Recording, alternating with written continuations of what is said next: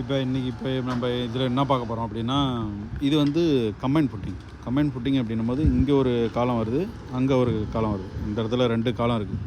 So 2 காலம் வந்தாலே அது வந்து கம்பைன் ஃபுட்டிங். அப்போ கம்பைன் ஃபுட்டிங்கில் என்ன பண்ணுறோம் அப்படின்னா, எது லாங் சைஸோ அந்த ஸ்டீல் வந்து ஃபஸ்ட்டு கீழே. ஸோ பார்த்திங்கன்னா வந்து ஃபஸ்ட்டு கீழே போட்டிருக்கிறது வந்து லாங் ஸ்டீல், அதுக்கப்புறம் மேலே போட்டிருக்கிறது ஸ்டார் ஸ்டீல். ஸோ இது வந்து கம்பைன் ஃபுட்டிங்.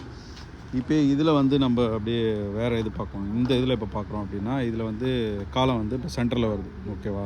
இப்போ சென்டரில் வரும்போது இப்போ இந்த இடத்துல தான் காலம் இதுலேருந்து இது வரைக்கும் இருக்குதுன்னு வச்சுங்க காலம். ஸோ இந்த காலத்துலேருந்து இதுலேருந்து ஷட்டரிங் வரைக்கும் எவ்வளோ தூரம்னு பார்க்குறோம். அப்புறம் இங்கேருந்து இது வரைக்கும் எவ்வளோ தூரம்னு பார்க்குறோம். இது ரெண்டும் வந்து பார்த்துட்டு ஸோ இந்த ஃபுட்டிங் பார்ப்போம். இதில் வந்து என்ன மேட்ரு அப்படின்னா, காலம் வந்து இப்போ இங்கே வருதுன்னு வச்சுங்க. ஸோ காலம் இதுலேருந்து இந்த இடத்துல காலம் இருக்குது. ஓகே, இந்த இதில் காலம் 20 ஒரு 60 70 இருக்குது.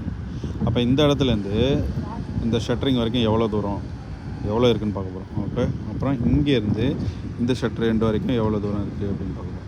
இப்போ எதில் வந்து அதிகமாக இருக்கும் அப்போ வந்து பார்க்கும்போது இதுலேருந்து இது வரைக்கும் தான் அதிகமாக இருக்குது. ஸோ இதில் வந்து ஒரு 1 மீட்டருக்கு மேலே இருக்கும், அதுலேருந்து வந்து கொஞ்சம் கம்மியாக இருக்கும். அதில் ஒரு 80 தான் இருக்குது, இங்கே ஒரு 1 மீட்டர் இருக்குது அப்படின்னும் போது ஸோ ஃபஸ்ட்டு ஸ்டீலாக பார்த்திங்க அப்படின்னா 1 மீட்டர் ஸ்டீலை கீழே போட்டுருவாங்க. அதாவது லாங் எந்த பக்கம் இருக்கும் அந்த ஸ்டீல் வந்து கீழே. அதுவும் ஃபுட்டிங்கோட டீட்டெயில் இது தான்.